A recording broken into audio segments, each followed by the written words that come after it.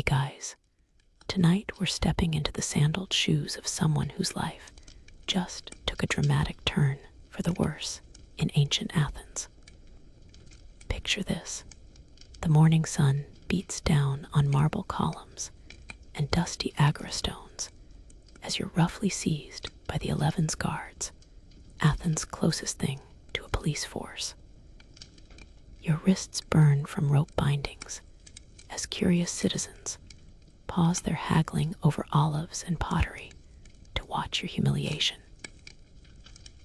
The democratic city-state that invented philosophy and theater is about to show you its darker side. And honestly, you probably won't survive this experience with your sanity intact. So before you get comfortable, take a moment to like the video and subscribe, but only if you genuinely enjoy what I do here. Drop a comment letting me know where you're listening from and what time it is in your corner of the world. I love seeing how this channel brings together insomniacs and history buffs from every time zone. Now, dim the lights, maybe turn on a fan for that soft background hum, and let's ease into tonight's journey together. Your bare feet scrape against the worn stones of the Panathenaic Way as the guards drag you toward your fate. The 11, those magistrates responsible for executions and prison management, have decided you're too dangerous for simple exile or fines. Maybe you've been caught stealing from a temple, or perhaps you've spoken too boldly against the wrong politician. In democratic Athens, even free citizens could find themselves on the wrong side of justice faster than you could say ostracism. The guards aren't gentle as they haul you through the agora, past the stoa, where philosophers once debated the nature of justice. Ironic, really. Socrates himself might have walked these very stones, questioning everything and everyone, blissfully unaware that he'd eventually face his own appointment with Athenian justice. The crowd parts reluctantly, some faces showing pity, others displaying that peculiar satisfaction people get from witnessing someone else's downfall. A few merchants continue their transactions, unmoved by your plight. After all, business is business, even in the birthplace of democracy. Your captors wear simple chitons and carry stout clubs, their authority derived not from uniforms, but from the bronze tablets they carry bearing official seals. These aren't professional law enforcement officers in any modern sense. They're citizens appointed to a thankless job that involves handling society's unwanted elements. The pay is terrible, the work is dangerous, and the social status is barely above that of the criminals they manage. Which explains why they supplement their income through creative means you'll soon discover. As you stumble along, you catch glimpses of normal Athenian life continuing around your personal catastrophe. A woman balances a water jar on her head, her peplos fluttering in the breeze. Children chase hoops with sticks, their laughter a cruel contrast to your circumstances. The scent of grilled fish and fresh bread from nearby stalls makes your stomach growl, though you have no idea when you'll taste such luxuries again. The guards grunt instructions to each other in regional dialects, and you realize these men might be medics, foreign residents who have earned citizenship through military service or special favor. Athens' diverse population means your captors could hail from anywhere in the Mediterranean, bringing their own customs and prejudices to their official duties. Some historians argue that this diversity actually made Athenian law enforcement more effective, while others contend it created confusion and corruption. Your destination looms ahead, the Desmoterian, Athens State Prison. The building squats like a limestone toad in the shadow of the Acropolis, its small windows barred with iron, and its heavy wooden door reinforced with bronze fittings. This isn't just a holding facility, it's where Athens keeps those awaiting trial, execution, or ransom payment. The very stones seem to absorb screams and whispers, creating an atmosphere that would make even Hades feel uncomfortable. As you approach the entrance, one of the guards produces a large iron key from his belt. The lock mechanism is surprisingly sophisticated for the 5th century BCE, featuring multiple tumblers and a complex internal structure that would challenge even experienced thieves. Athens may be the cradle of democracy, but it's also home to some impressively secure prison technology. The door swings open with a groan that seems to echo from the underworld itself, and you catch your first whiff of what will become devastatingly familiar. Unwashed bodies, human waste, stale air, and something else, the particular odor of despair that seems to seep from stone walls like morning dew. This is your new world, and stepping across that threshold feels like crossing the river Styx, except Karen's boat would probably smell better and offer more comfortable seating. Your eyes struggle to adjust as you're shoved into the Desmoterian's main chamber, and the first thing that hits you isn't the sight, it's the sound. Dozens of voices create a low, constant murmur punctuated by occasional coughs, groans, and the rattle of chains. The limestone walls seem to absorb light itself, leaving everything bathed in a perpetual twilight that makes it impossible to tell if it's noon or midnight outside. The prison consists of several interconnected chambers carved partially into bedrock, with the main holding area measuring roughly 30 feet square. Stone benches line the walls. Though bench is generous, they're more like slightly raised ledges that serve as both seating and sleeping areas. Iron rings set into the walls hold chains of varying lengths, and you quickly realize that your freedom of movement will depend entirely on what the guards decide you deserve. As your vision adapts, you begin to make out individual faces in the gloom. Most prisoners wear the same tired expression of resignation, mixed with faint hope, the look of people who have learned to expect the worst while still clinging to impossible dreams of rescue. Their clothing ranges from tattered chitons to complete nudity, depending on how long they've been here and whether they've managed to bribe the guards for basic necessities. The floor beneath your feet is packed earth mixed with straw, though the straw looks like it hasn't been changed since the Persian Wars. Various stains and suspicious patches suggest that waste disposal follows a rather informal system, and you make a mental note to identify the least contaminated corner for your future sleeping arrangements. The wealthy might enjoy marble floors and imported carpets in their homes, but here in the Desmoterian, you'll be grateful for any patch of ground that doesn't squelch when you step on it. A guard shoves you toward an empty section of wall and begins measuring a length of chain against your height.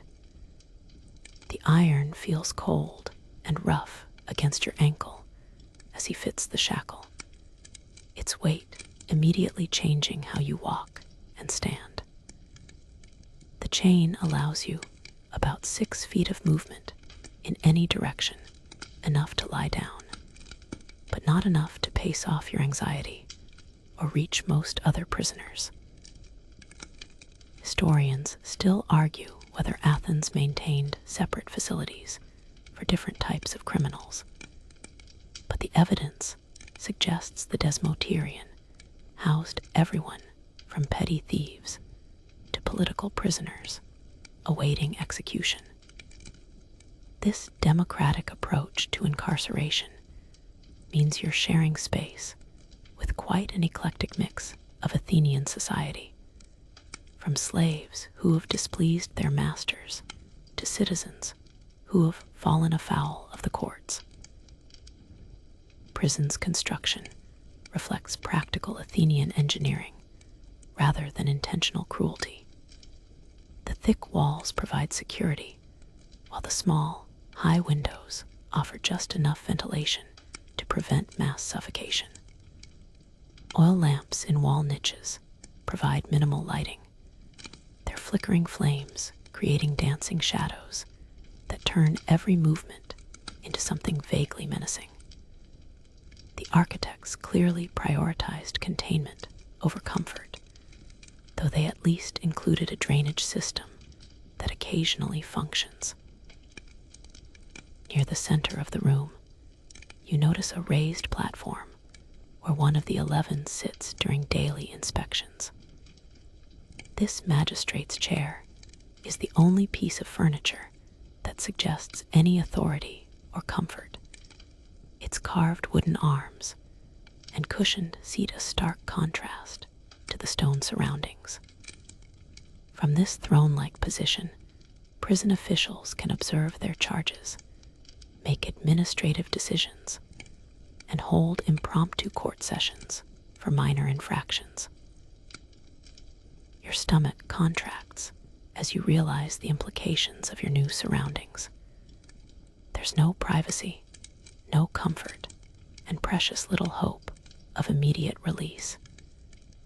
The Athenian justice system, for all its democratic innovations, moves at its own pace, and that pace rarely considers the comfort of the accused. You might be here for days, weeks, or months, while your case winds through the courts, assuming you live long enough to see trial. The prison's daily rhythm becomes apparent as you observe other inmates. Some huddle in corners, lost in private misery or prayer.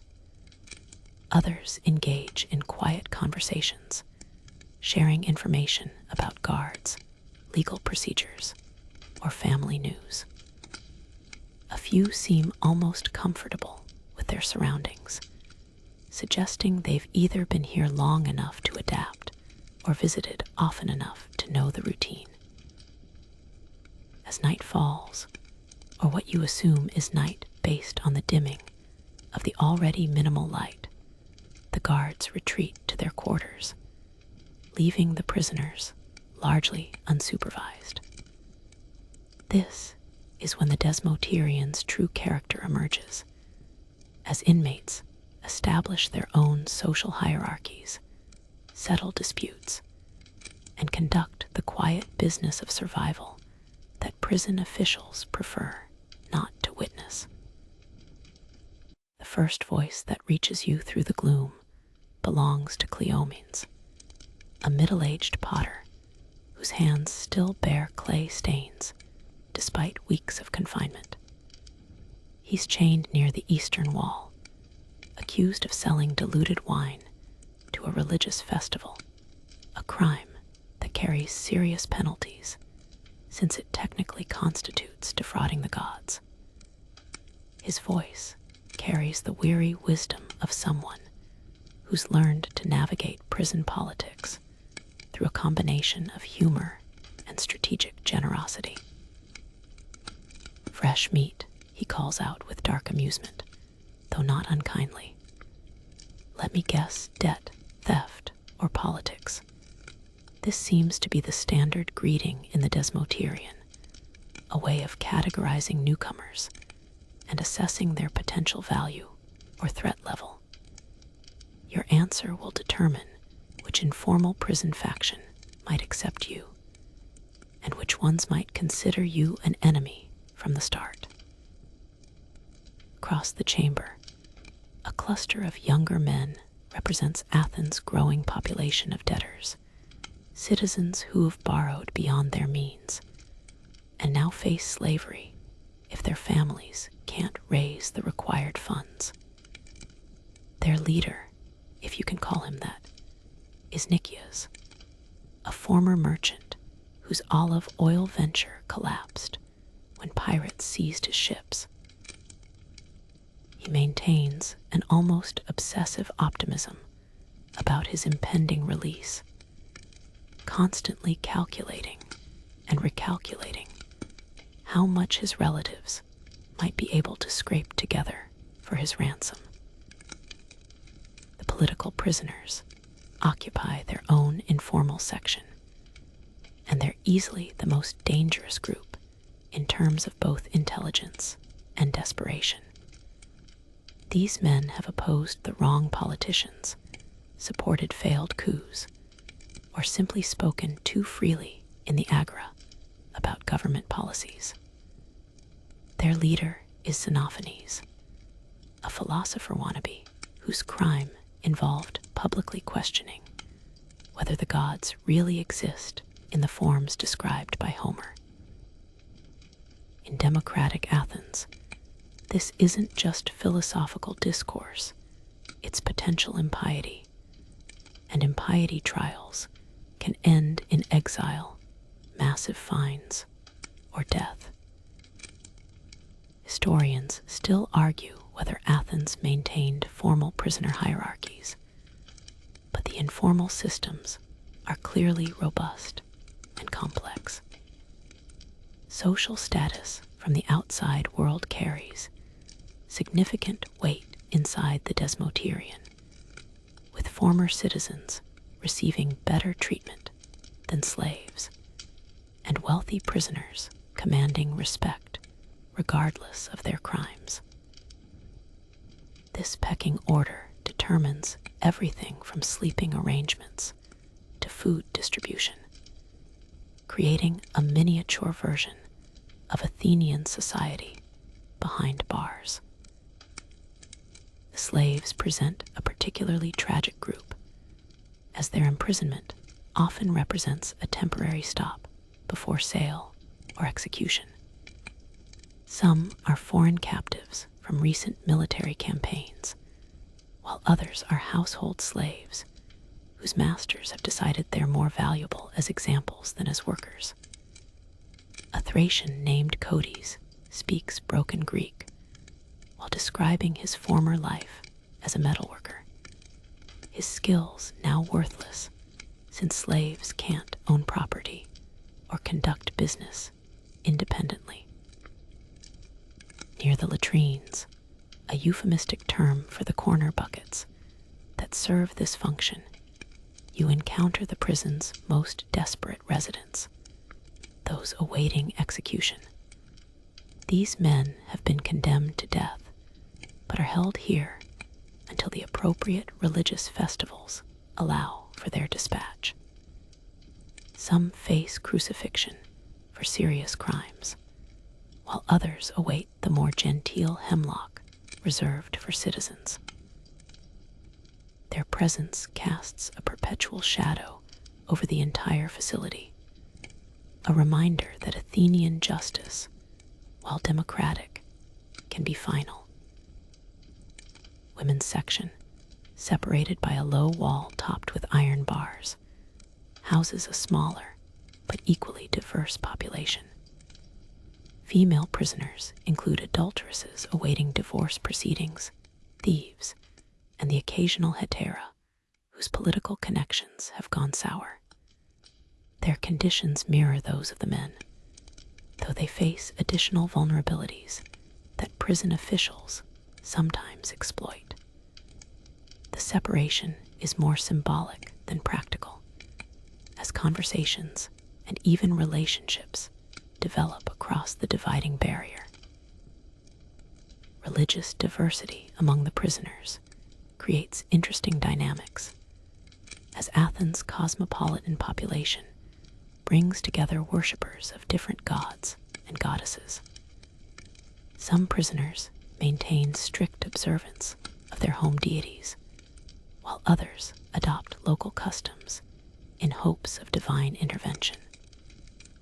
A Persian merchant teaches Zoroastrian prayers to anyone willing to listen, while an Egyptian scribe offers to tattoo protective hieroglyphs in exchange for food. The prison's unwritten rules become clear through observation and whispered instruction from established inmates. Never question someone's innocence directly. Always share information about guard schedules and preferences, and maintain whatever dignity you can through personal cleanliness and respectful behavior. Those who violate these codes find themselves isolated, making their already difficult situation nearly unbearable. As you settle into your assigned space, the complexity of your new community becomes apparent. These aren't just criminals waiting for justice. They're a cross-section of Athenian society, complete with its prejudices, alliances, and survival instincts. Your success in navigating this environment will depend as much on social intelligence as physical endurance, and the lessons you learn here might prove valuable long after you leave the Desmoterian. Dawn arrives not with sunlight. The windows are too small and high for that, but with the sound of guards' sandals on stone and the rattle of keys that signals the start of another day in your limestone purgatory. The first order of business is always the head count, a tedious process where each prisoner must respond to their name or description, while guards make marks on wax tablets. This democratic innovation ensures no one escapes without notice, though it also means you'll be awakened at ungodly hours regardless of how little sleep you managed. Water distribution follows immediately after the count, and this is where prison politics become deadly serious. The guards arrive with large amphora and bronze cups, doling out roughly a pint per person, enough to survive, but barely enough to feel human. Those who have earned favor through bribes or useful information receive their rations first and often get slightly larger portions, while troublemakers might find their cups only half filled or contaminated with sediment. Your morning meal consists primarily of barley porridge mixed with whatever vegetables haven't completely rotted in storage. The guards prepare this gruel in large bronze cauldrons outside the prison, then carry it in via wooden buckets that have seen better decades. The consistency varies wildly from day to day. Sometimes it's thin enough to drink, other times thick enough to stand a spoon in. Occasionally, you'll find actual protein in the form of small fish or scraps of meat, though whether these additions are intentional or accidental remains unclear. Waste removal presents one of the Desmoterians' most challenging logistical problems. Wooden buckets serve as communal latrines, emptied twice daily by prison slaves under guard supervision. The timing of these removals becomes crucial information, as the smell and health hazards grow exponentially during Athens' hot summers. Prisoners have developed an elaborate etiquette around latrine use, including designated times for different groups and informal rules about privacy and cleanliness. Personal hygiene requires creativity and resource management that would impress any Athenian household steward. Water for washing is scarce and precious, often requiring trade negotiations with other prisoners or guards. Some inmates fashion crude soap from animal fat and ash smuggled in by visitors, while others use sand and rough cloth to scrub away grime. The wealthy prisoners occasionally receive olive oil from family members, turning their corner of the prison into a quasi-bathhouse that others eye with obvious envy. Exercise becomes both a physical necessity and a form of mental escape in the confined space. Those with longer chains practice walking patterns within their range of movement, while others develop elaborate stretching routines that can be performed in minimal space. Group exercises occasionally develop organically, with prisoners moving in unison during certain times of day, creating a strange ballet of the damned that helps maintain physical condition and group morale. Historians still argue whether Athenian prisons provided any form of organized recreation, but the evidence suggests inmates created their own entertainment systems. Storytelling becomes an evening ritual, with different prisoners taking turns recounting myths, personal adventures, or news from the outside world. Gambling develops using anything that can serve as dice or tokens, small stones, bits of pottery, even teeth that have fallen out from poor nutrition or violence. Sleep arrangements require constant negotiation and occasional enforcement through violence. The stone benches provide the only elevated sleeping surfaces, and seniority typically determines who gets access to these marginally more comfortable spots. Most prisoners sleep on the straw-covered floor, using their cloaks as both mattress and blanket. The chain lengths create natural sleeping territories, though overcrowding sometimes forces prisoners to sleep in shifts. Mental survival depends heavily on maintaining connections to the outside world and preserving hope for eventual release. Some prisoners designate certain times for prayer or meditation, while others focus obsessively on legal strategies or family news. The most successful long-term inmates develop daily routines that provide structure and purpose, treating their imprisonment like an unwanted but temporary job assignment. Food hoarding becomes a crucial survival skill, though it must be balanced against the risks of theft and spoilage. Prisoners learn to save portions of their daily rations for later consumption, hiding these reserves in clothing, under stones, or in informal partnerships with trusted cellmates. Those with family connections sometimes receive food packages that must be carefully managed to provide maximum nutritional and social value over extended periods. The evening routine mirrors the morning in reverse, with waste removal, final water distribution, and settling into sleeping arrangements. Guards retreat to their quarters as darkness falls, leaving prisoners largely unsupervised until dawn. This is when the Desmoterians' informal governance systems become most active, with disputes settled, information exchanged, and the quiet business of survival conducted away from official observation.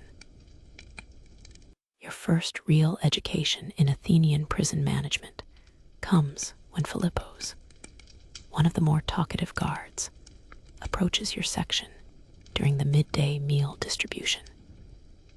He's a grizzled veteran whose scarred forearms tell stories of previous encounters with less cooperative prisoners, and his eyes hold the particular combination of boredom and opportunism that defines career correctional workers.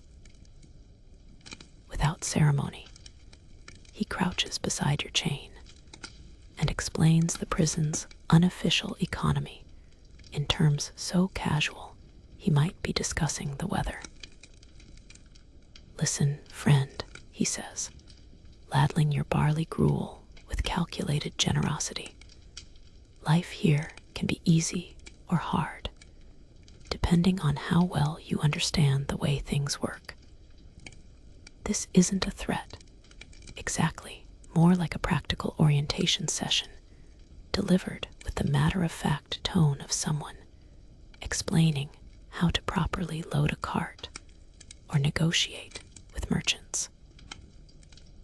The Athenian guards, you quickly learn, view corruption not as a moral failing, but as a natural economic system that benefits everyone involved.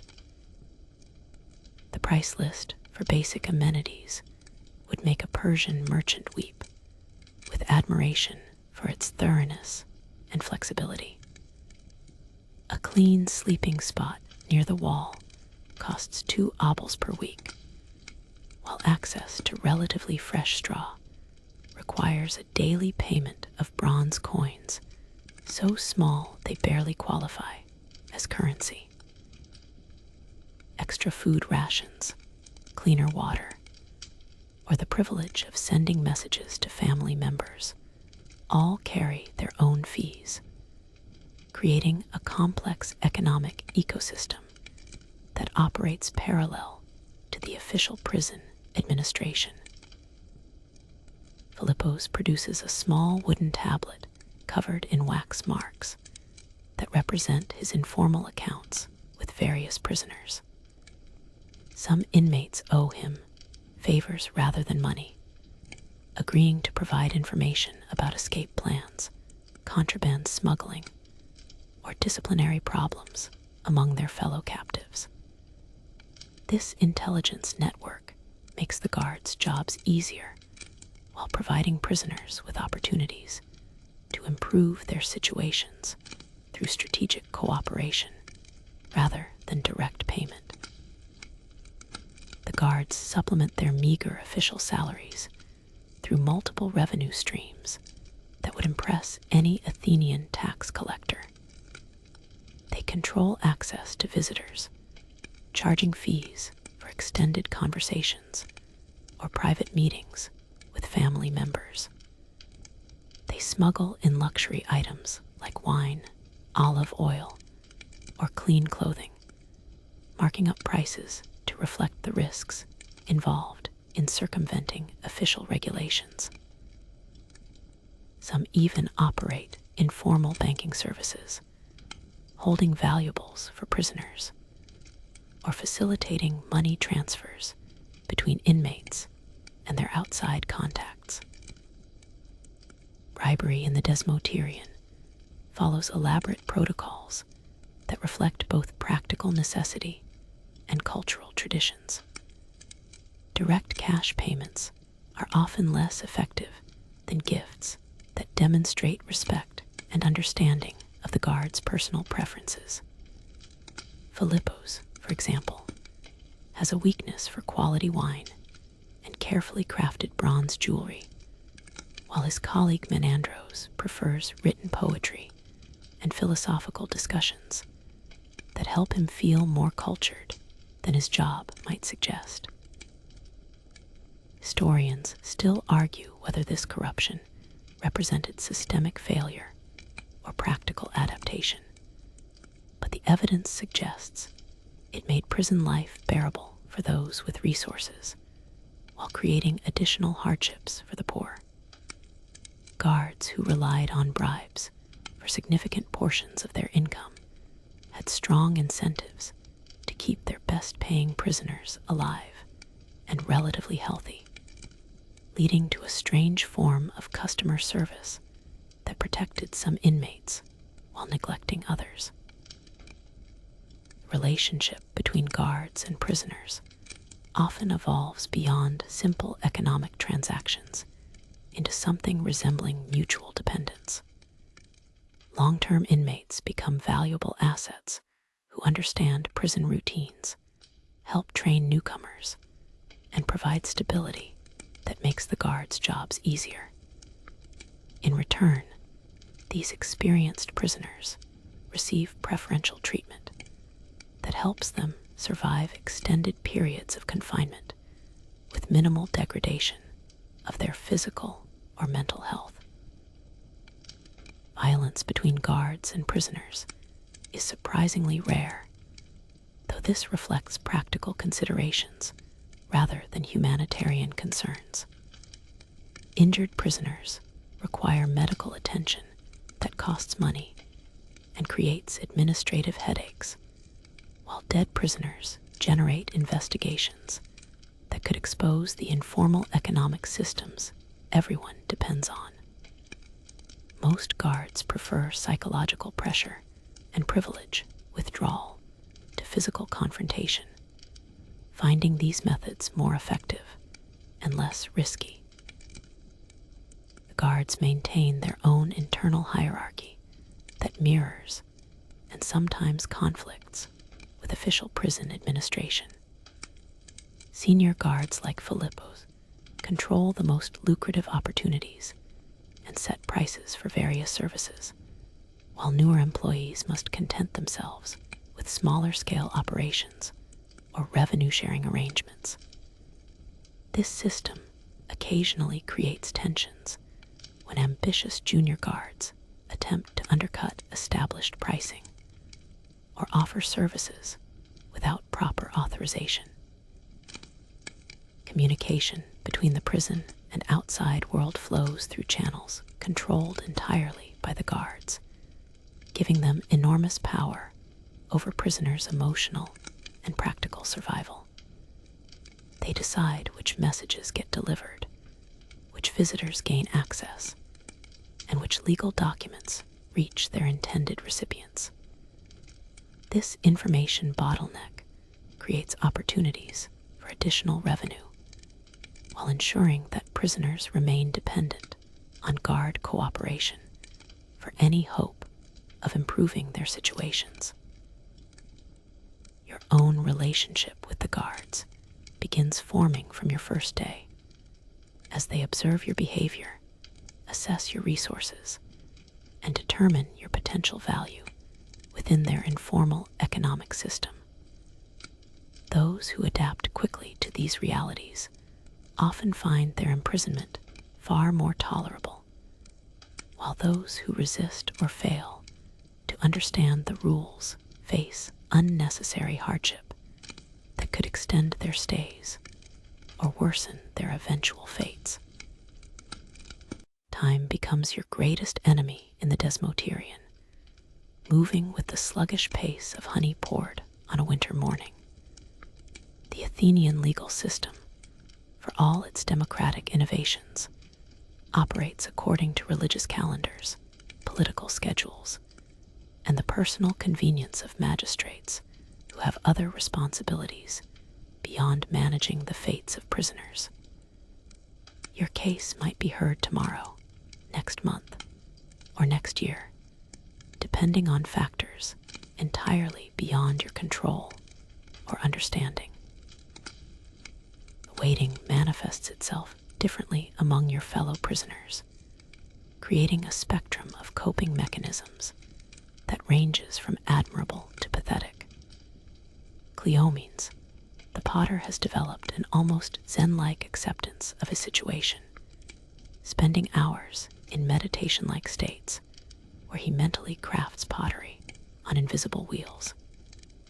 His calm infuriates other inmates who pace within their chain lengths like caged wolves, wearing grooves in the stone floor through endless, anxious circuits. Legal uncertainty adds layers of psychological torture that the prison's architects never intended, but couldn't have designed more effectively. Some prisoners know exactly what charges they face and can calculate their likely punishments, while others remain completely ignorant of the accusations against them. You fall somewhere in between, aware of your alleged crimes, but uncertain about how the courts will interpret evidence or whether new charges might be added before your hearing. The distinction between those awaiting trial and those condemned to death creates an uncomfortable social dynamic within the prison walls. The condemned men often display a strange serenity that comes from certainty, while those still hoping for acquittal suffer from the constant emotional roller coaster of hope and despair. Conversations between these groups carry an undercurrent of awkwardness, as neither side knows quite how to relate to the other's situation. Xenophanes, the philosopher facing impiety charges, has appointed himself the prison's unofficial legal scholar, offering advice and analysis to anyone willing to listen. His knowledge of Athenian law impresses even the guards, though his tendency toward lengthy philosophical digressions occasionally drives other prisoners to threaten violence if he doesn't get to the point. According to his research, cases like yours typically require anywhere from 3 months to 2 years to reach resolution, depending on political climate and court schedules. The appeals process in democratic Athens provides theoretical hope, but practical complications that often make waiting worse rather than better.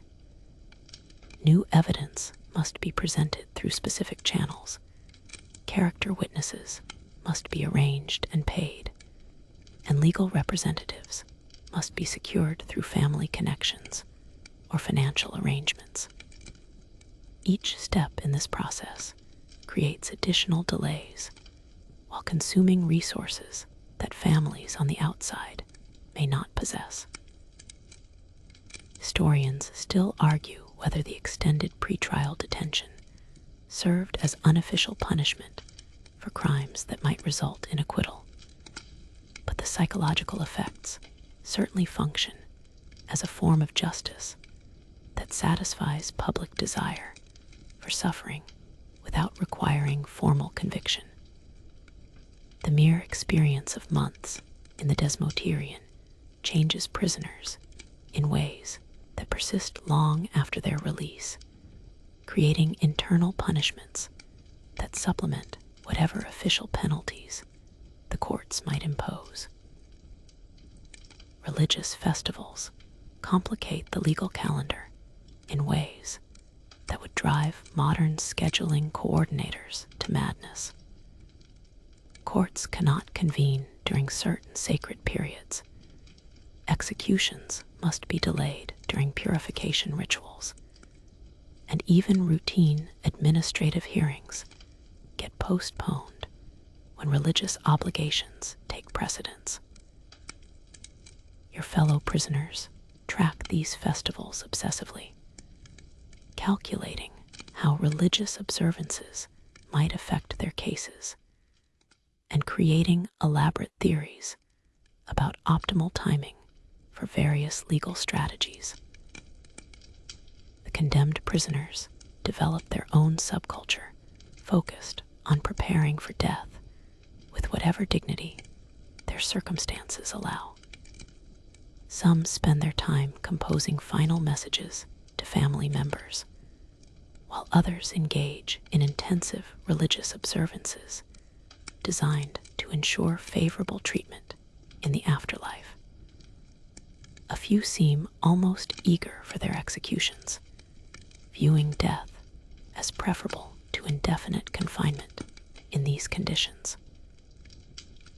Sleep becomes increasingly elusive as your confinement extends, with anxiety creating a feedback loop that makes rest nearly impossible, while physical exhaustion makes waking hours increasingly difficult to endure. The stone walls seem to absorb and amplify every sound, turning normal prison noises into a constant reminder of your captivity. Even the rats that scurry through the straw seem to mock your helplessness with their freedom of movement. Family visits provide both blessed relief and excruciating torture, as loved ones bring news of the outside world while reminding you of everything you're missing. These conversations often focus on legal strategies and financial arrangements, leaving little time for emotional connection or personal comfort. The guards limit visit duration and frequency according to their own schedules and bribe payments, making each interaction precious beyond measure. Your dreams, when they finally come, blend memories of freedom with nightmares of permanent confinement, creating a psychological landscape where reality and fantasy become increasingly difficult to distinguish. Some prisoners report losing track of whether they're awake or asleep, while others develop elaborate fantasy lives that provide escape from their physical circumstances, but may indicate dangerous mental deterioration. The announcement of visitors arrives like a lightning bolt of hope, cutting through the perpetual gloom of your confinement, delivered by Philippos with his characteristic blend of casual authority and calculated kindness. "Your wife is here," he says, though he might be lying. Guards sometimes use false visitor announcements to extract bribes or behavioral compliance from desperate prisoners. The uncertainty makes your heart race as you wonder whether this represents genuine contact with the outside world or another cruel manipulation in the endless psychological games that define prison life. Visiting area occupies a narrow courtyard between the main prison building and the guards' quarters, a space just large enough for a dozen conversations to occur simultaneously under careful supervision. Iron bars separate prisoners from their families, though the gaps are wide enough to pass small objects and even touch fingers if the guards are feeling generous or sufficiently bribed. The afternoon sun creates dramatic shadows through the bars, turning every reunion into a scene from a tragic drama. Your wife appears smaller and more fragile than you remember, though perhaps your perception has been distorted by weeks of seeing only hardened prisoners and battle-scarred guards. Her peplos is clean, but shows signs of careful mending, a reminder that your imprisonment has created financial hardships beyond the obvious emotional costs.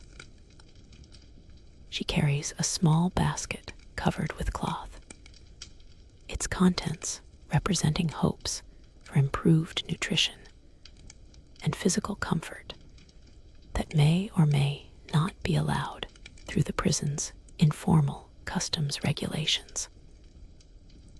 The conversation begins with practical matters, as survival concerns override emotional needs in the harsh economics of prison visits. She reports on legal developments, family financial status, and political changes that might affect your case, delivering information with the efficiency of a merchant conducting business transactions. Philippos hovers nearby, ostensibly providing security, but actually monitoring conversations for useful intelligence that might be traded or sold to other interested parties. Messages from the outside world arrive through multiple channels, each carrying its own risks and costs. Written communications must pass through guard censorship, with officials reading every word and occasionally demanding explanations for seemingly innocent references. Verbal messages delivered through family members or friends face similar scrutiny, though skilled messengers learn to embed important information within casual gossip or family news that guards might ignore. Your children have sent drawings and simple messages that their mother carries in her basket, childish artwork that becomes more precious than any treasure from Persian hoards. These innocent communications often contain coded information that adults have taught the children to include, turning family correspondence into a primitive intelligence network that operates under the guards' noses. The combination of genuine affection and practical necessity makes these messages both heartwarming and heartbreaking. Financial arrangements dominate much of your conversation as your family struggles to raise funds for bribes, legal fees, and basic survival needs. Your wife describes selling household items, borrowing from relatives, and even considering temporary slavery for herself or the children if your imprisonment extends much longer. These desperate measures reflect the broader economic impact of Athenian justice on families, who often face ruin regardless of whether their imprisoned relatives are ultimately found innocent or guilty. Historians still argue whether family visits served humanitarian purposes or represented another form of psychological control, but the evidence suggests they functioned as both simultaneously. The brief contact with loved ones provided essential emotional support that helped prisoners maintain sanity during extended confinement, while also creating additional leverage that guards and officials could manipulate to ensure cooperation and extract resources. The farewell ritual becomes more painful with each visit, as neither you nor your family knows when or whether you'll see each other again. Your wife presses a small piece of fabric through the bars, cloth torn from one of your children's garments, carrying their scent and serving as a tangible connection to home. These parting gifts often become prisoners' most treasured possessions, carefully preserved and regularly touched during moments of deepest despair. Other prisoners' family visits provide both entertainment and torture for those whose relatives cannot or will not visit. You observe reunions, arguments, and heartbreaking farewells that remind you of your own situation, while offering glimpses into different approaches to managing family relationships during imprisonment. Some families maintain cheerful optimism, while others dissolve into recriminations and blame that make confinement even more unbearable. The guards' attitudes toward family visits reflect their own complex relationships with the prisoners under their control. Those who view inmates as temporary business associates generally facilitate visits efficiently, while guards who see prisoners as permanent enemies often create unnecessary obstacles and delays. Your developing relationship with Philippos proves crucial in securing reasonable access to family contact, though you're constantly aware that his cooperation depends on your continued ability to provide value through information or payment. Written correspondence supplements visits when distance or expense makes regular family travel impossible, though letters face even greater scrutiny than face-to-face conversations. Guards often demand payment for message delivery, while reserving the right to read, edit, or destroy communications that they find objectionable or suspicious. This censorship creates a strange literary challenge, as families learn to communicate essential information through indirect references and coded language that requires considerable creativity and cultural knowledge to decode effectively. Social stratification in the Desmoterian mirrors and amplifies the class distinctions of free Athenian society, creating a complex hierarchy where former slaves occupy the bottom rung, while wealthy citizens maintain their elevated status even behind bars. Your position in this invisible but rigid caste system determines everything from sleeping arrangements to food distribution, protection from violence, and access to the informal privileges that make confinement bearable or unbearable. Xenophanes, despite facing serious impiety charges, commands respect through his intellectual reputation and family connections to prominent Athenian politicians. Other prisoners seek his advice on legal matters and defer to his opinions on philosophical questions, creating an informal court where he holds audiences like a minor king receiving petitioners. His elevated status provides tangible benefits, better food, cleaner water, and protection from the casual violence that threatens less distinguished inmates. Former merchants occupy a middle tier, their commercial skills making them valuable organizers of prison trade networks and informal banking systems. Nicias, the failed olive oil trader, has appointed himself the unofficial treasurer for several group activities, managing shared resources and mediating disputes over debts and payments. His mathematical abilities and understanding of complex transactions give him influence that his current legal troubles can't completely eliminate. At the hierarchy's bottom, the slaves face constant vulnerability to exploitation and violence from prisoners who need to assert dominance over someone, anyone, to maintain their psychological equilibrium.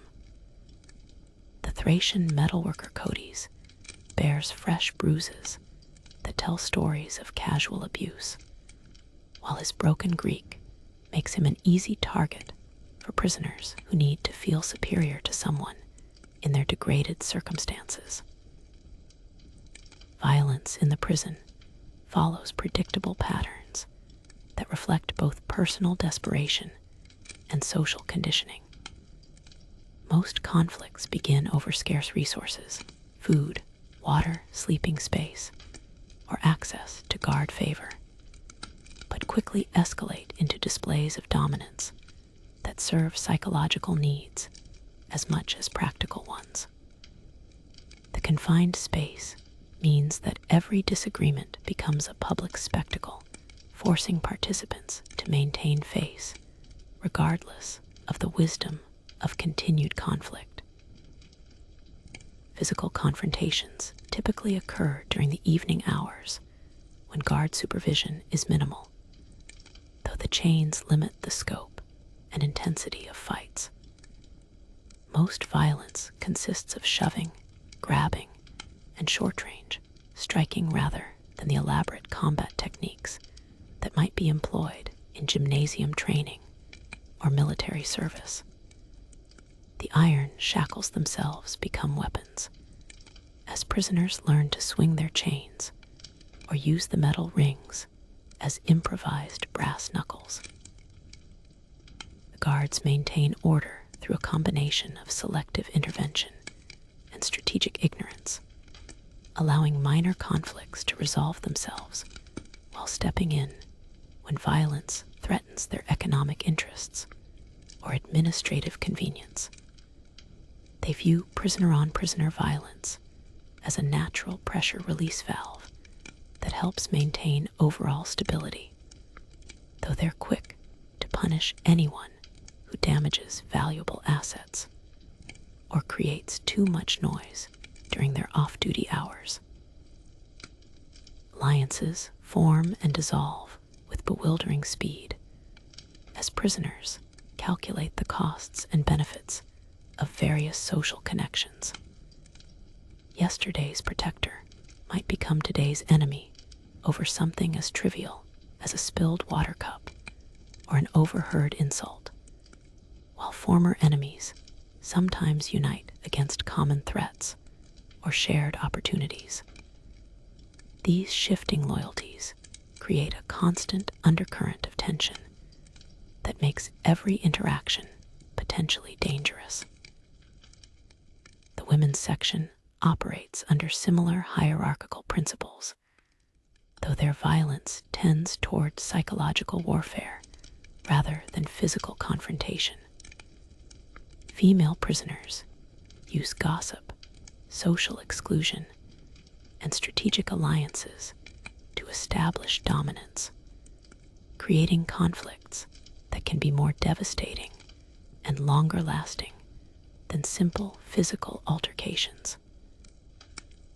The hetera among them often command respect through their experience with powerful men, while adulteresses face social ostracism that compounds their legal troubles. Rape and sexual violence represent constant threats that prisoners discuss only in whispers, though the reality shapes daily behavior and social arrangements in profound ways.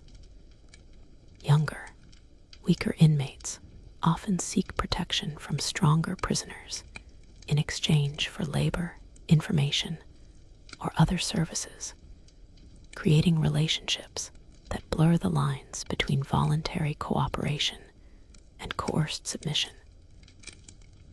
The guard's attitude toward sexual violence ranges from complete indifference to active participation, depending on their personal inclinations and the status of the victims involved. Historians still argue whether Athenian prisons experienced higher rates of violence than comparable facilities in other Greek city-states, but the evidence suggests that overcrowding and poor conditions created environments where conflict was virtually inevitable. The democratic ideals that governed free Athenian society provided little guidance for managing populations that had effectively forfeited their citizenship rights through criminal behavior. The most dangerous prisoners often proved to be those with nothing left to lose, men facing certain execution who view violence as their final opportunity to assert agency in circumstances that have stripped away all other forms of power. These condemned inmates sometimes provoke fights deliberately, seeking to die on their own terms rather than submit to state-sponsored execution methods that might be considered more humiliating. Mental deterioration among long-term prisoners creates additional sources of unpredictable violence as inmates lose their grip on reality and begin responding to perceived threats that exist only in their damaged minds. The lack of medical understanding about psychological conditions means that mentally ill prisoners receive no treatment beyond physical restraint, often making their conditions worse and creating dangers for everyone around them. Your own position in this violent ecosystem depends largely on factors established during your first few days of confinement. The initial respect or contempt you earn from other prisoners becomes difficult to change, creating social dynamics that might persist throughout your entire stay. Learning to project strength without provocation, showing respect without submission, and maintaining dignity without arrogance becomes a daily challenge that requires constant attention and careful judgment. Prayer becomes as essential as bread and water in the Desmoterian, with prisoners clinging to divine intervention as their last hope for justice, survival, or simply the strength to endure another day in limestone purgatory. Every morning begins with quiet invocations to various gods and goddesses, creating a multilingual chorus of desperate pleas that echoes off the stone walls like the murmur of a confused and polyglot congregation seeking salvation from indifferent deities. Your fellow prisoner Cleomenes maintains a small shrine in his corner, constructed from pottery shards, smooth stones, and scraps of fabric that he somehow accumulated during his confinement. He dedicates his offerings to Hephaestus, god of craftsmen and fire, hoping that divine intervention might secure his release and allow him to return to his potter's wheel. The shrine's improvised altar hosts daily libations of water and crumbs of bread, precious resources that demonstrate the depth of his religious commitment. The Persian merchant has introduced Zoroastrian fire rituals that fascinate other prisoners, though the lack of proper flames forces him to adapt ancient ceremonies to prison conditions. He constructs symbolic fires from arranged stones and leads meditation sessions that focus on the eternal struggle between light and darkness, a metaphor that resonates powerfully with men who spend their days in perpetual twilight. His monotheistic beliefs clash with traditional Greek polytheism, creating theological debates that help pass time while potentially offending local deities. Religious festivals outside the prison walls take on enormous significance for the confined population, as these celebrations often determine court schedules, execution dates, and the general mood of guards and officials. The approach of the Panathenaea fills prisoners with nervous energy, as some hope the celebration might bring amnesty proclamations, while others fear that religious purification requirements might accelerate planned executions to clear spiritual pollution from the city. Superstitions flourish in the anxiety-rich environment of the prison, with inmates developing elaborate beliefs about lucky and unlucky behaviors, protective rituals, and omens that might predict their fates. Some prisoners refuse to eat certain foods on specific days, while others perform complex sequences of movements designed to ward off evil influences or attract divine favor. These practices provide psychological comfort while creating additional social dynamics as believers attempt to convert or protect skeptical cellmates. The Guards participate in religious observances when it suits their purposes, though their spiritual commitments seem primarily motivated by practical concerns rather than genuine piety. Philippos wears an amulet dedicated to Hermes, god of thieves and messengers, which seems appropriate given his role in facilitating illegal communications and smuggling operations.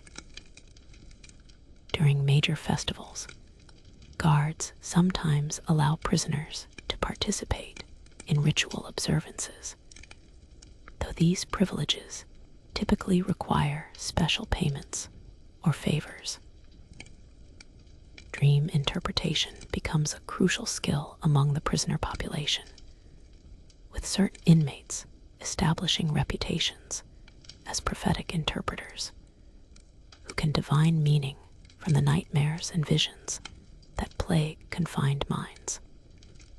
These amateur oracles charge fees for their services, accepting payment in food, information, or future favors, while providing hope and guidance to desperate men seeking any sign that their suffering might have purpose or eventual resolution.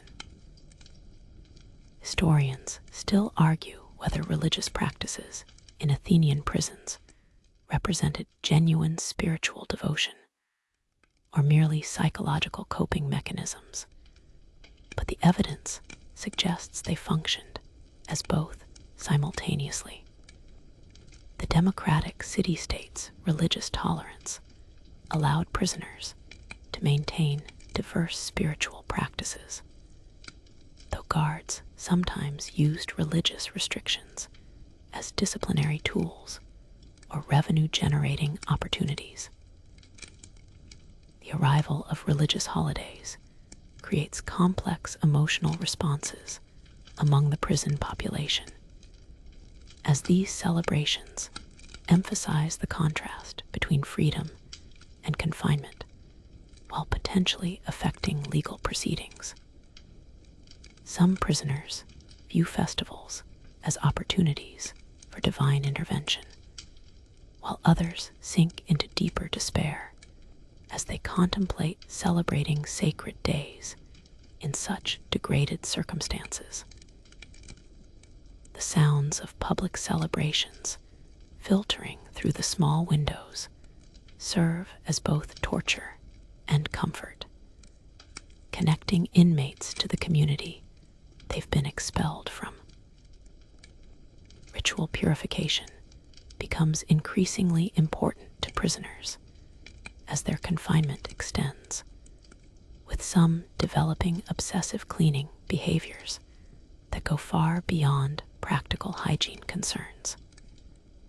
These purification rituals often focus on spiritual preparation for trial, execution, or release, as inmates attempt to cleanse themselves of pollution that might anger the gods or influence human judges.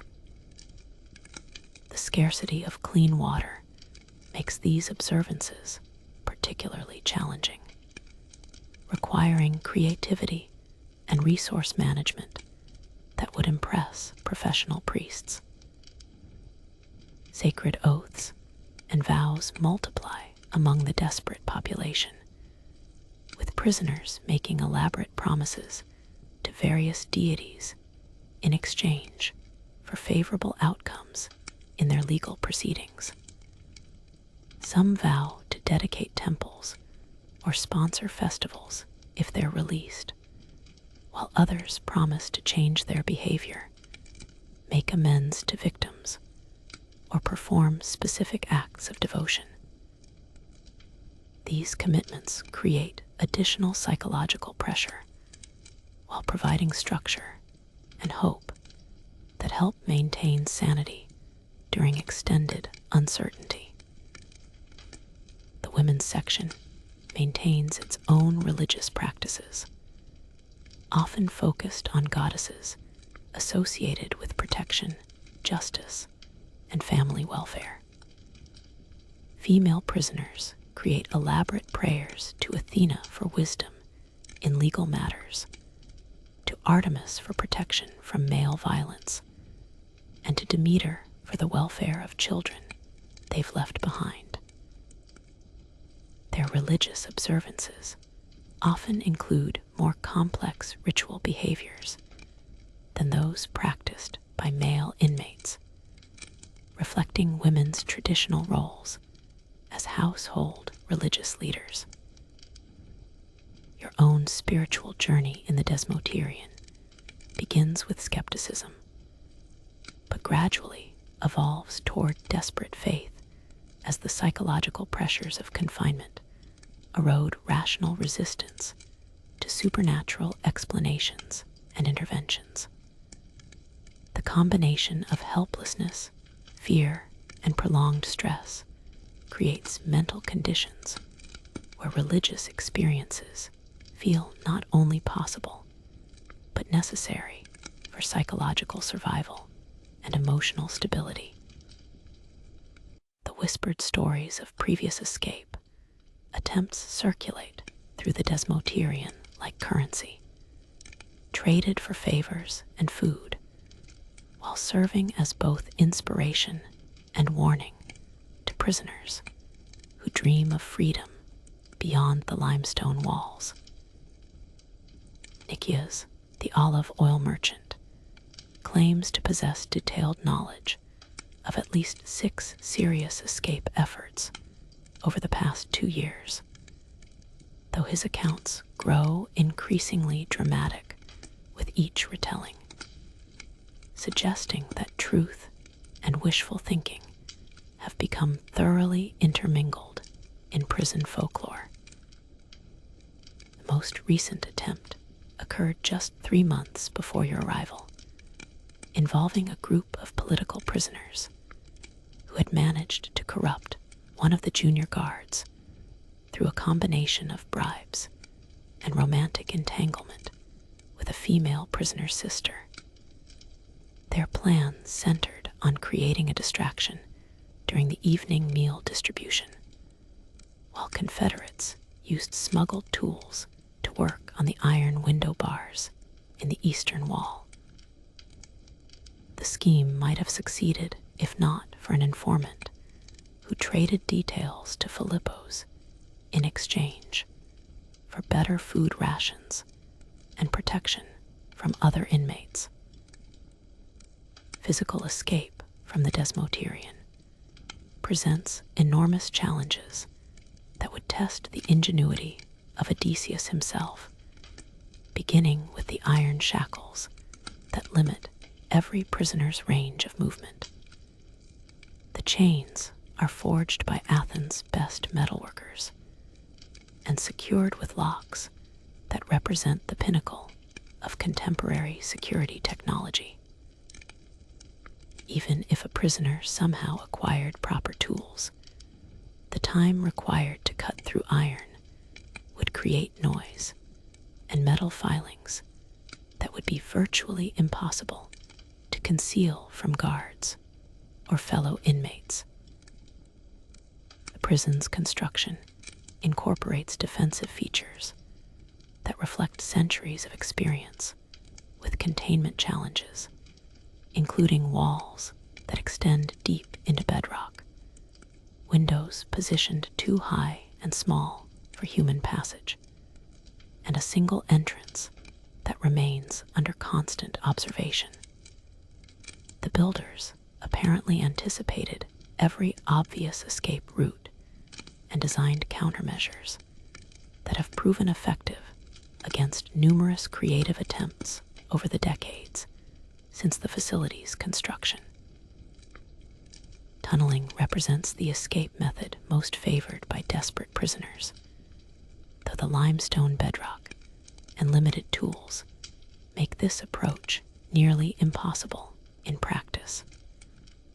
Several groups have attempted to dig through the floor using improvised implements fashioned from pottery shards, metal fragments, and even sharpened bones. But the slow progress and disposal of excavated material create problems that have defeated every effort. The guards periodically inspect the floor for signs of digging, and prisoners caught with tunneling tools face severe punishments that discourage further attempts. Bribery offers more realistic possibilities for escape, though the costs often exceed what most prisoners or their families can afford. Complete corruption of the guard staff would require enormous sums that might approach the price of purchasing a small farm or establishing a successful business. Even partial corruption presents risks, as guards who accept escape bribes might simply take the money while reporting the attempt to their superiors, earning rewards and promotions while leaving the would-be escapees facing additional charges and punishments. The most sophisticated escape attempt in recent memory involved forged documentation that would have allowed several prisoners to walk out of the facility during a routine prisoner transfer to the courts.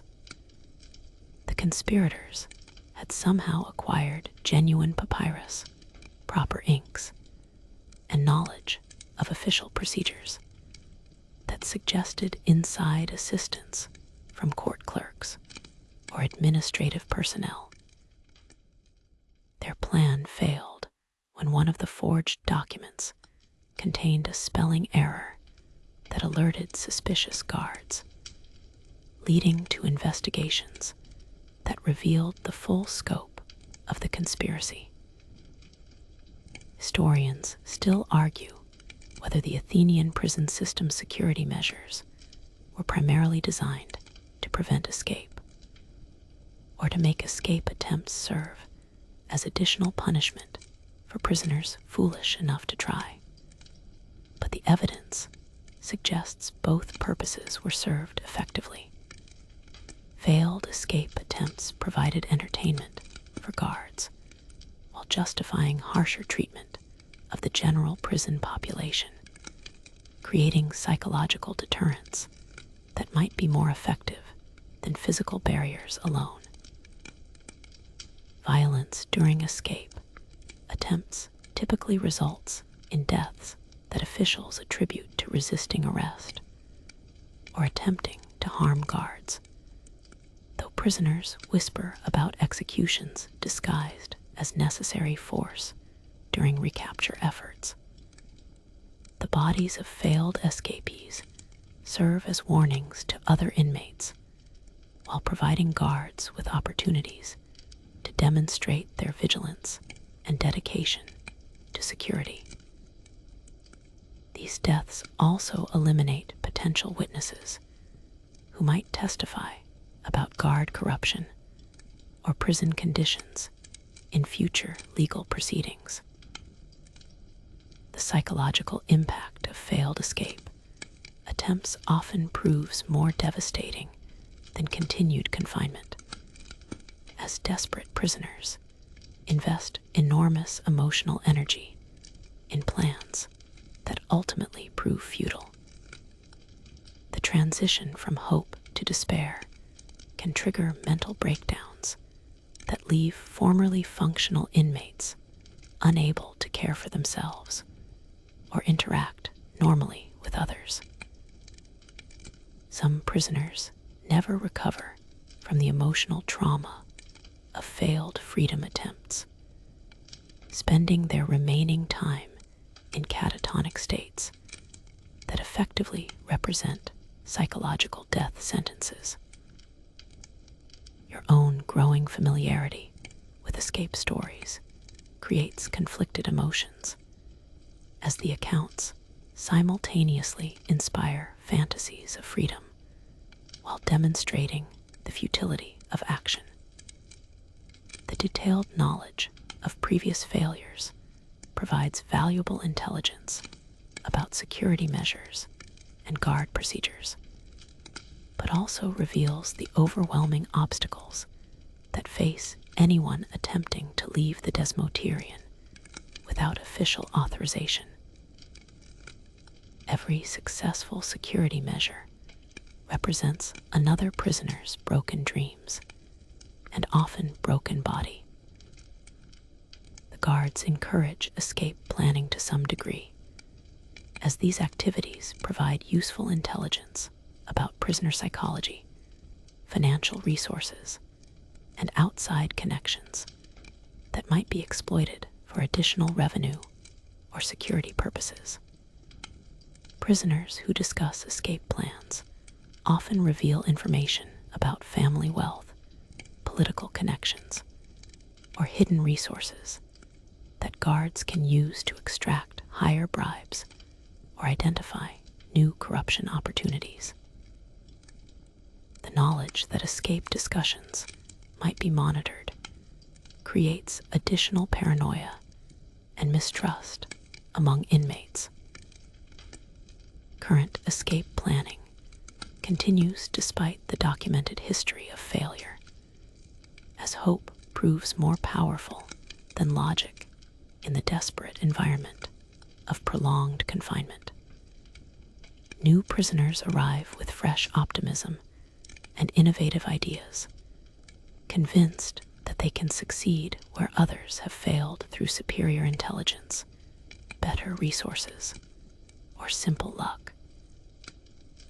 These efforts provide mental stimulation and social bonding opportunities, while ultimately reinforcing the reality that the Desmoterian has been designed to keep its residents exactly where Athenian justice wants them. The announcement arrives with the casual brutality that characterizes all significant moments in prison life. Philippos simply approaches your section during the morning meal distribution and informs you that your trial has been scheduled for the following week. His tone suggests he's discussing weather or market prices rather than delivering news that will determine whether you live or die, walk free or face years of slavery, return to your family or never see them again. Preparation for trial becomes an all-consuming obsession that fills every waking moment with frantic activity and desperate strategizing. You compose and recompose your defense speech, practicing arguments and appeals that sound convincing in the echo chamber of your own mind, but may prove inadequate when faced with actual prosecutors and hostile jurors. Other prisoners offer advice based on their own experiences or second-hand knowledge, creating a cacophony of conflicting counsel that adds confusion to an already overwhelming situation. The distinction between those preparing for trial and those awaiting execution becomes painfully apparent as your departure date approaches. The condemned men watch your preparations with mixtures of envy, amusement, and pity, as they've already passed beyond hope into the strange peace that comes with accepting inevitable death.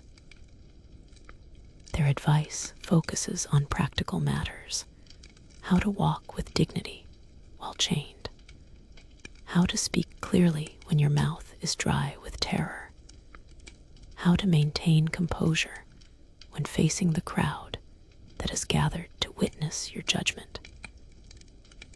Family visits intensify during these final days, as relatives make desperate attempts to provide comfort, deliver last-minute legal documents, or simply spend precious time together before an uncertain separation. Your wife brings clean clothing for your court appearance, garments that feel foreign after weeks of wearing the same tattered chiton, and her hands shake as she helps you understand the complex legal maneuvering that has been occurring on your behalf. The financial cost of your imprisonment has devastated your household's resources, with family members selling possessions, borrowing from relatives, and even considering slavery to raise funds for bribes and legal fees. Your wife describes these sacrifices matter-of-factly, though her hollow eyes reveal the emotional toll of watching everything you've built together disappear into the maw of Athenian justice. The knowledge that your family has suffered regardless of your ultimate fate adds guilt to the already overwhelming burden of fear and uncertainty. Sleep becomes virtually impossible as your trial date approaches, with anxiety creating a feedback loop that leaves you exhausted but unable to rest. The stone walls seem to press closer each night, and the familiar sounds of the prison take on ominous qualities that suggest impending doom. Other prisoners' attempts at comfort or distraction feel hollow, as everyone understands that words cannot diminish the terror of facing judgment in a system where verdicts depend on the whims of citizens who may know nothing about law or justice.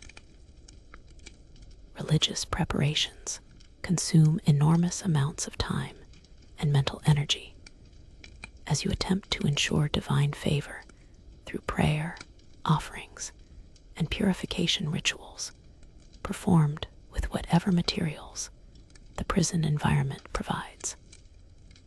The Persian merchant offers to tattoo protective symbols on your skin using improvised inks and needles, while Cleomenes shares prayers to various gods who might influence legal proceedings. These spiritual preparations provide psychological comfort while acknowledging the limitations of human agency in determining your fate. The guards' attitudes toward departing prisoners reveal the complexity of relationships that develop during extended confinement. Philippos seems genuinely concerned about your welfare, offering practical advice about court procedures, and even expressing cautious optimism about your chances for acquittal. This unexpected kindness from someone who has profited from your misery creates confusing emotions that make departure even more psychologically challenging. Historians still argue whether the pretrial anxiety experienced by Athenian prisoners served any legitimate judicial purpose, but the evidence suggests it functioned as a form of punishment that satisfied public desire for suffering regardless of ultimate verdicts. The weeks or months of terror leading up to trial often proved more devastating than the actual legal proceedings, creating internal penalties that supplemented whatever formal punishments the courts might impose. Your final conversations with fellow prisoners take on the weight of last testaments as you exchange information, settle debts, and make promises that may never be fulfilled. Some inmates ask you to carry messages to family members or friends on the outside, while others offer advice about survival in different types of confinement, should your trial result in alternative forms of punishment. These farewells acknowledge that imprisonment creates bonds forged by shared suffering, even among people who might never have spoken under normal circumstances. The last night passes in a haze of sleepless anticipation, with your mind cycling endlessly through possible scenarios and outcomes, while your body trembles with exhaustion and fear. Dawn arrives with the sounds of preparation guards checking keys and chains, other prisoners offering final words of encouragement or farewell, and the gradual realization that your time in this limestone purgatory is about to end, one way or another. Personal possessions accumulated during your confinement suddenly seem precious beyond measure, though you're allowed to take almost nothing with you to trial. The scrap of fabric from your child's garment, carefully preserved throughout your imprisonment, becomes a talisman that you clutch as guards prepare your chains for transport. These small objects carry enormous emotional weight while serving as tangible connections to the life you hope to reclaim or may be forced to abandon forever. The morning of departure arrives with a strange mixture of relief and terror, as the familiar routines of prison life give way to uncertainty that could lead either to freedom or to punishments that might make your current suffering seem trivial by comparison.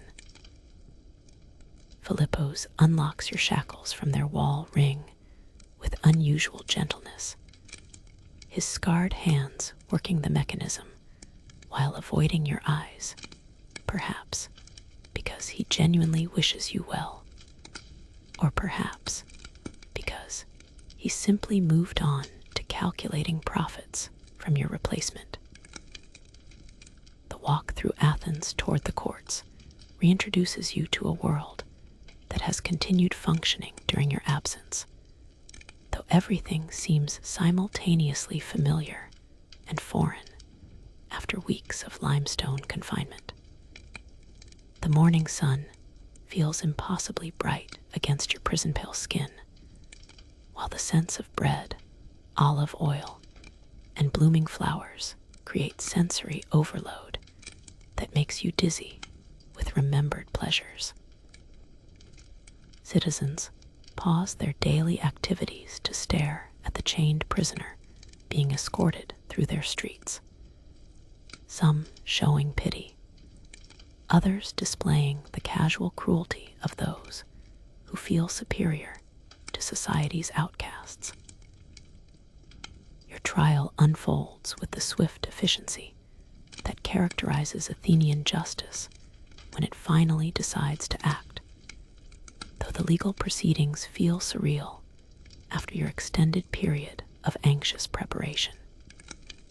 The prosecutors present their case with rhetorical flourishes that would impress theater audiences, while your defense, hastily prepared and underfunded, struggles to counter accusations that may or may not reflect actual evidence. The jury of citizens listens with varying degrees of attention, their faces revealing the complex mixture of civic duty and entertainment that motivates participation in democratic justice. The verdict, when it comes, arrives with startling suddenness that leaves no time for emotional preparation or philosophical acceptance. Guilty or innocent, your fate is decided by citizens who will return to their normal lives, while you face whatever consequences Athenian law prescribes for your alleged crimes. The marble columns and painted walls of the courthouse seem to spin as you process the implications of words that will determine whether you return to family and freedom or continue your journey deeper into the machinery of state punishment. Release, if it comes, feels almost anticlimactic after months of desperate hoping and fearful anticipation. The removal of chains creates physical relief, but the psychological impact of freedom proves more complex than simple joy. Your body moves differently without iron constraints, while your mind struggles to process the reality that you can walk in any direction, speak to anyone, and make choices about your daily activities. The transition from captivity to liberty requires adjustments that may take months or years to complete fully. Returning home reveals the broader consequences of imprisonment that extend far beyond personal suffering, as you discover how your absence has affected family members, business relationships, and social standing within the community. Your wife's forced frugality has left visible marks on household furnishings and family clothing, while your children regard you with mixtures of joy and uncertainty that suggest they've grown accustomed to your absence. The financial costs of your legal ordeal may require years to overcome, assuming your reputation survives well enough to permit normal economic activity. Historians still argue whether the Athenian justice system's combination of extended pretrial detention and swift legal proceedings served legitimate purposes or simply reflected administrative convenience. But the evidence suggests both factors influenced the development of procedures that prioritized efficiency over individual welfare. The psychological impact of imprisonment often persisted long after physical release, creating internal punishments that supplemented formal legal penalties while serving as deterrents for other potential lawbreakers. Alternative outcomes, slavery, exile, or execution, create different but equally profound transitions that test human adaptability and resilience in ways that comfortable citizens rarely contemplate. Those sentenced to slavery face the complete loss of legal identity and personal autonomy, while exiles must abandon everything familiar to begin new lives in foreign communities that may view them with suspicion or hostility. The condemned face journeys that end in death, though Athenian execution methods, at least, offer the dignity of relatively swift conclusions to prolonged suffering. Your fellow prisoners' fates unfold according to schedules and procedures that continue long after your own departure, creating ongoing stories of hope, despair, and resolution that play out within the same limestone walls that confined your body and tested your spirit. Some will find freedom through legal vindication or successful appeals, while others will face punishments that reflect society's judgment about their crimes and character. These continuing dramas remind you that justice operates as an ongoing process rather than a single moment of judgment. The memory of prison life persists in dreams and sudden anxieties that ambush peaceful moments, creating psychological scars that heal slowly, if at all. Sounds, smells, or visual images that recall the desmoterian can trigger emotional responses that transport you instantly back to that world of chains and limestone walls, though these flashbacks gradually lose their power as normal life reasserts its routines and pleasures. Now, as we reach the end of tonight's journey through ancient Athens' harsh justice system, let your breathing slow and deepen. Feel your own freedom in the simple ability to shift position, to reach for water, to know that tomorrow holds possibilities rather than predetermined suffering. The stone walls of the Desmoterian fade into history's shadows, their harsh lessons preserved in memory, while their physical power to confine and punish dissolves into the gentler darkness of your bedroom. The chains that bound our ancient prisoner have long since rusted away, their iron returning to earth, while the stories of human endurance and resilience echo softly through the centuries.